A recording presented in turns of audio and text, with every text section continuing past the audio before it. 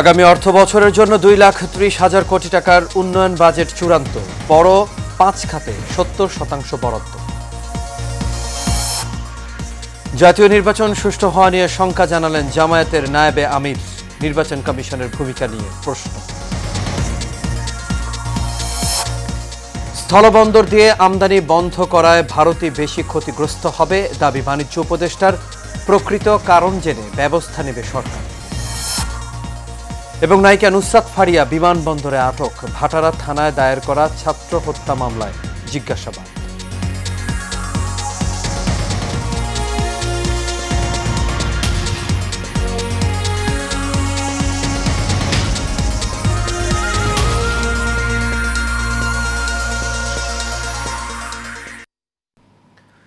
সবাইকে স্বাগত Asian prime নিউজে। দর্শক, পুরো সংবাদ জুড়ে আপনাদের সঙ্গে আছে আমি আনোয়ার রাজা। তখন শুনছিলেন বিআরবি কেবল ইন্ডাস্ট্রিজ লিমিটেড সংবাদ শিরোনাম। এবার চলে যাচ্ছে পুরো খবরে। আগামী 2025-26 অর্থ বছরের বার্ষিক উন্নয়ন কর্মসূচির আকার 2,30,000 কোটি টাকা চূড়ান্ত করেছে পরিকল্পনা কমিশন। চলতি অর্থ বছরের সংশোধিত এডিপির আকার 2,16,000 কোটি টাকা। উন্নয়ন বাজেটে বরাবরের মতো এবারও বড় 5 খাতেই 70% বরাদ্দ দেওয়া হয়েছে, যার মধ্যে শুধু পরিবহন ও যোগাযোগ খাত 25% বরাদ্দ পেয়েছে। রোববার শেরেবাংলা নগরের এনইসি সম্মেলন কক্ষে অনুষ্ঠিত সভায় উন্নয়ন বাজেট চূড়ান্ত করা হয়। এডিপির খসড়া জাতীয় অর্থনৈতিক পরিষদের সভায় অনুমোদন দেন প্রধান উপদেষ্টা ডক্টর মোহাম্মদ ইউনূস। পরিকল্পনা উপদেষ্টা ডক্টর ওয়াহিদ উদ্দিন মাহমুদ এনইসি সভা শেষে এই তথ্য নিশ্চিত করেন।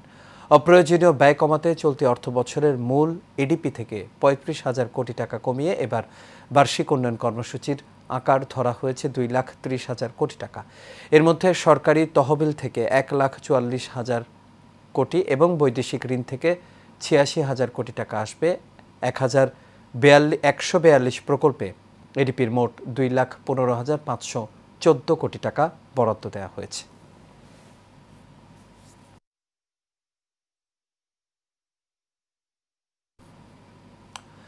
আগামী জাতীয় নির্বাচন সঠিক ও সুষ্ঠুভাবে হওয়ার মতো পরিস্থিতি এখনও দেখতে পাচ্ছেন না বলে মন্তব্য করেছেন জামায়াতে ইসলামের নায়েবে আমির ডক্টর সৈয়দ আবদুল্লাহ মোহাম্মদ তাহের। তিনি নির্বাচন কমিশনের ভূমিকা নিয়ে প্রশ্ন তুলে বলেছেন, নির্বাচন কমিশন অনেক ক্ষেত্রেই সঠিক পদক্ষেপ নিতে পারছেন না।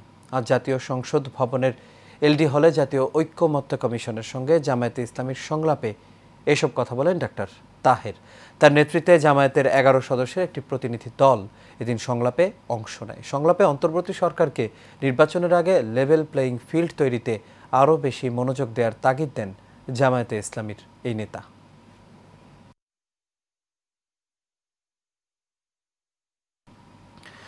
বাণিজ্য উপদেষ্টা শেখ বশিরউদ্দিন বলেছেন, স্থলপথে বাংলাদেশি কিছু পণ্য আমদানিতে ভারতের বিধি নিষেধ আরোপের এই বিষয়টি এখনও আনুষ্ঠানিকভাবে বাংলাদেশকে জানানো হয়নি, তবে এটি বাণিজ্য ব্যবস্থাপনার একটি চলমান প্রক্রিয়া।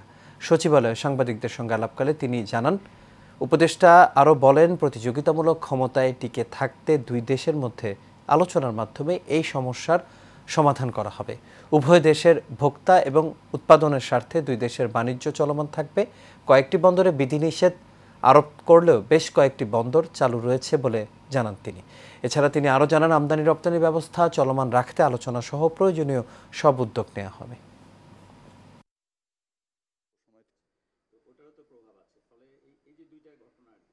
আমাদের এখানে খুব বেশি যে আসবাবপত্র যায় তা না। এক নাম্বার, আমাদের গার্মেন্ট শিল্প একটা বড় পরিমাণ ভারতে যায় এবং আপনারা নিশ্চয়ই জানেন যে এটা আমরা প্রতিযোগিতার সক্ষমতাই আমাদের রপ্তানিগুলো হয়। সো এটা দুইজনের জন্যই একটা লাভজনক প্রক্রিয়া বিষয়। সো নিশ্চয়ই আমরা মনে করি যে আমাদের যে ভারত নিজেও একটা টেক্সটাইল বা বস্ত্র শিল্পে একটা সমৃদ্ধ দেশ, তারপরেও যখন আমাদের দেশ থেকে এই রপ্তানিগুলো হয়, এটা আমাদের প্রতিযোগিতার সক্ষমতার উপরে ভিত্তি করেই হয়। হযরত শাহজালাল আন্তর্জাতিক বিমানবন্দর থেকে ঢাকায় সিনেমার আলোচিত নায়িকা নুসরাত ফারিয়াকে আটক করা হয়েছে। তাকে ঢাকা মহানগর গোয়েন্দা পুলিশ কার্যালয়ে নেওয়া হচ্ছে। রোববার বাংলাদেশ বিমানের একটি ফ্লাইটে থাইল্যান্ড যাওয়ার সময় ইমিগ্রেশন পুলিশ তাকে আটক করে। পরে ভাটারা থানা পুলিশের কাছে তাকে হস্তান্তর করা হয়। ভাটারা থানা থেকে ডিবি কার্যালয়ে নেয়ার বিষয়টি নিশ্চিত করে ডিএমপির যুগ্ম পুলিশ কমিশনার মোহাম্মদ নাসিরুল ইসলাম বলেন, নুসরাত ফারিয়াকে ডিবি কার্যালয়ে নেওয়া হচ্ছে। ভাটারা থানায় দায়ের করা মামলায় তাকে জিজ্ঞাসাবাদ করা হবে। জিজ্ঞাসাবাদে প্রাপ্ত তথ্যের ভিত্তিতে পরে আইনানুগ পদক্ষেপ নেওয়া হবে। নুসরাত, অপু, নিপুণ, ভাবনা, জায়েদ খানও হচ্ছেন হত্যা চেষ্টা মামলার আসামি। জানা গেছে তার বিরুদ্ধে 2024 সালের বৈষম্য বিরোধী আন্দোলনে ছাত্র হত্যা চেষ্টার ঘটনায় ভাটারা থানায় একটি মামলা রয়েছে। মামলায় তাকে বৈষম্য বিরোধী আন্দোলনের বিপক্ষে অবস্থান নিয়ে আওয়ামী লীগের অর্থের যোগানদাতা হিসেবে উল্লেখ করা হয়েছে।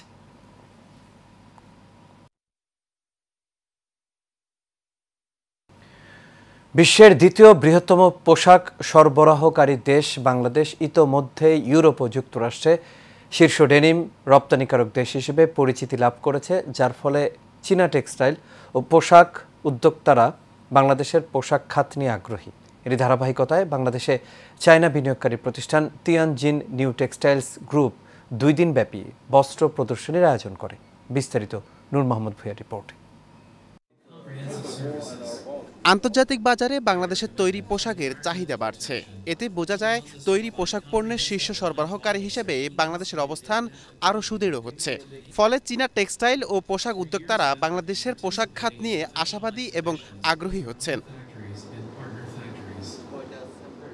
তারই ধারাবাহিকতায় বাংলাদেশে চায়না বিনিয়োগকারী প্রতিষ্ঠান তিয়ানজিন নিউ টেক্সটাইল গ্রুপ রাজধানী বারিধারা একটি হোটেলে 2 দিনব্যাপী বস্ত্র প্রদর্শনীর আয়োজন করে। প্রতিষ্ঠানটির কর্ণধাররা জানান, বাংলাদেশে অনেক পোশাক কারখানা আছে এবং এখানে ব্যবসার সুযোগ বেশি। Get this opportunity to exchange more idea with our buyers and make the relations more closely. 天津新地公司呢，在孟加拉合作的业务将近30年了啊。This meeting, today meeting and tomorrow meeting, we just want to appreciate our buyers, factories, and partners. This time for this appreciation, this meeting, and we want to make the win-win cooperation with more partners and our buyers here, and we try to grow. এ সময় বাংলাদেশি প্রতিষ্ঠান সাজ্জাদ রেসাম লিমিটেডের managing director SM Sajjad বলেন, বাংলাদেশের garments খাতে বিনিয়োগকারীর offer সুযোগ রয়েছে। Near about 500-400 garments factories, they have been doing business. So they're doing exhibition here every year, 2-3 times, sometimes 1 time, to make more development, more improvement business. Noor Mohammad Bhuiyan, Asian television, Dhaka. দুর্নীতি দমন কমিশনের chairman doctor Abdul Momen বলেছেন, দুর্নীতি বৈষম্যের সৃষ্টি করে, কাজেই দুর্নীতিকে যতটা কমিয়ে আনা যায় বৈষম্য ততটাই কমবে। সকালে মৌলভীবাজার জেলা শিল্পকলা একাডেমি ভবনে দুদকের আয়োজনে জেলার সরকারি বেসরকারি বিভিন্ন প্রতিষ্ঠানের সততা ও মূল্যবোধ বজায় রাখার লক্ষ্যে এক গণশুনানি অনুষ্ঠানে প্রধান অতিথির বক্তব্যে তিনি এই কথা বলেন। এ সময় ডক্টর আব্দুল মোমেন আরও জানান, এই সমাজে মিথ্যাচার দিয়ে অনেক কিছু শুরু হয়, তারপর আস্তে আস্তে তা দুর্নীতিতে যায়। এসব বন্ধ করতে হবে। সভায় অন্যদের মধ্যে বক্তব্য দেন দুদক কমিশনার ব্রিগেডিয়ার জেনারেল অব হাফিজ আহসান ফরিদ, জেলা প্রশাসক Mohammad Israil Hossain, police super MKH Jahangir Hossain সহ আরও অনেকেই। নাজরান ফিশারিজ অ্যান্ড এগ্রোবিডির 15,000 বিনিয়োগকারীর 800 কোটি টাকা প্রতারণা করে হাতিয়ে নেয়া প্রতারক চক্রের মূল হোতা মোশাররফ হোসেন মৃধা সহ তার সহযোগীদের গ্রেপ্তারের দাবিতে সংবাদ সম্মেলন করেছেন ভুক্তভোগীরা। বক্তারা জানান, সরকারি বিভিন্ন দপ্তরের অবসরপ্রাপ্ত কর্মকর্তা ও বেসামরিক কর্মকর্তা কর্মচারীবৃন্দ তাদের পেনশন ও জমাকৃত টাকা বিনিয়োগ করেছিলেন নাজরান ফিশারিজে, কিন্তু প্রতিষ্ঠানটির চেয়ারম্যান মোহাম্মদ মোশাররফ হোসেন মৃধা ও তার সহযোগীরা 15,000 বিনিয়োগকারীর 800 কোটি টাকা হাতিয়ে নিয়ে আত্মগোপনে আছেন। তাই বিনিয়োগের টাকা ফেরত পেতে এবং আসামিদের দ্রুত গ্রেপ্তারের দাবি জানান বক্তারা।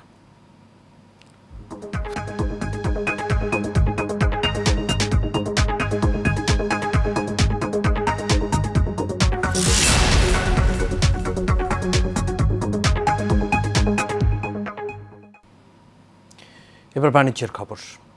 প্রায় 100 বছর ধরে লিচু উৎপাদন করে জীবিকা নির্বাহ করে আসছে সুনামগঞ্জের মানিকপুর গ্রামের 3 শতাধিক পরিবার। প্রতি বছর প্রায় কোটি টাকা লিচু বিক্রি করেন চাষিরা, তবে যোগাযোগ ব্যবস্থা নাজুক হয় কাঙ্ক্ষিত দামে লিচু বিক্রি করতে পারছেন না তারা। প্রতিনিধি এনামুল কবির মুন্নার পাঠানো তথ্য ছবিতে একটি ডেস্ক রিপোর্ট। সুনামগঞ্জের মানিকপুর গ্রামটি স্থানীয়দের কাছে পরিচিত লিচু গ্রাম নামে। বাণিজ্যিকভাবে ছোট বড় টিলার পাশাপাশি বাড়ির আঙিনায় চাষ হয়েছে বোম্বাই, চায়না থ্রি ও দেশি জাতের লিচু। মানিকপুরে গ্রামে প্রতি বছর লিচুর বাম্পার ফলন হলেও এবার তীব্র খরায় মুকুল ঝরে পড়ায় ফলন খানিকটা কম হয়েছে। কৃষকরা বলছেন, নাজুক যোগাযোগ ব্যবস্থার কারণে লিচু চাষ করে লাভবান হতে পারছেন না তারা। খুব ফলন ভালো হয়, কিন্তু আমরা কাঙ্ক্ষিত ফলনটা পাই না, কারণ আমরা রাস্তাঘাট একবারে খারাপ। দূর দূরান্ত থেকে যে পাইকার আসার কথা, সদর থেকে পাইকার আসার কথা, সিলেট থেকে পাইকার আসার কথা, তারা আসতে পারে না, কারণ রাস্তার কারণে। প্রত্যেকবারই 60-70 হাজার, 1 লাখ, মানে 1,20,000 এরকম বিক্রি করে। একবারে নিম্ন যদি কোনো বাড়ি বিক্রি করে তার 50,000 টাকা। এখানে কোনো ফরমালিন ব্যবহার করে না, খাসা লিচু ফাঁকাইবার কোনো ওষুধ ব্যবহার করে না, যার কারণে এই লিচুগুলো অত্যন্ত সুস্বাদু এবং অত্যন্ত পুষ্টিকর। আমাদের এই বছর একটু ফলন কম হয়েছে খরার জন্য। যাই হোক, আলহামদুলিল্লাহ যতটুকু হয়েছে। এখন যদি রাস্তাঘাট ভালো হতো তাহলে বিভিন্ন এলাকা থেকে ব্যবসায়ী এবং খুচরা যারা কাস্টমার তারাও আসতো।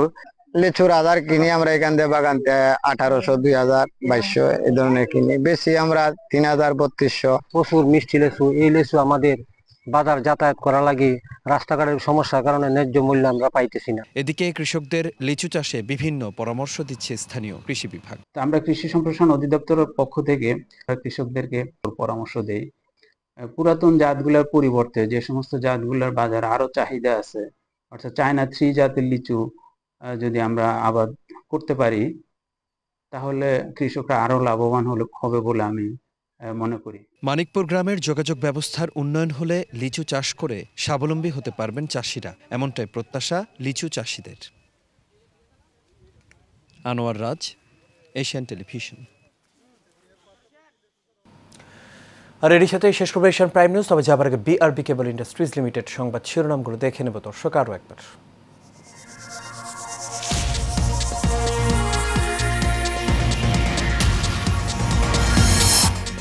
আগামী অর্থ বছরের জন্য 2,30,000 কোটি টাকার উন্নয়ন বাজেট চূড়ান্ত, বড় 5 খাতে 70% বরাদ্দ।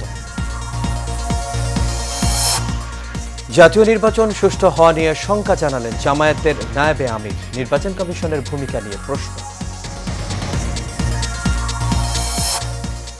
স্থলবন্দর দিয়ে আমদানি বন্ধ করায় ভারতই বেশি ক্ষতিগ্রস্ত হবে দাবি বাণিজ্য উপদেষ্টার, প্রকৃত কারণ জেনে ব্যবস্থা নেবে সরকার। এবং নায়িকা নুসরাত ফারিয়া বিমানবন্দরে আটক, ভাটারা থানায় দায়ের করা ছাত্র হত্যা মামলায় জিজ্ঞাসাবাদ।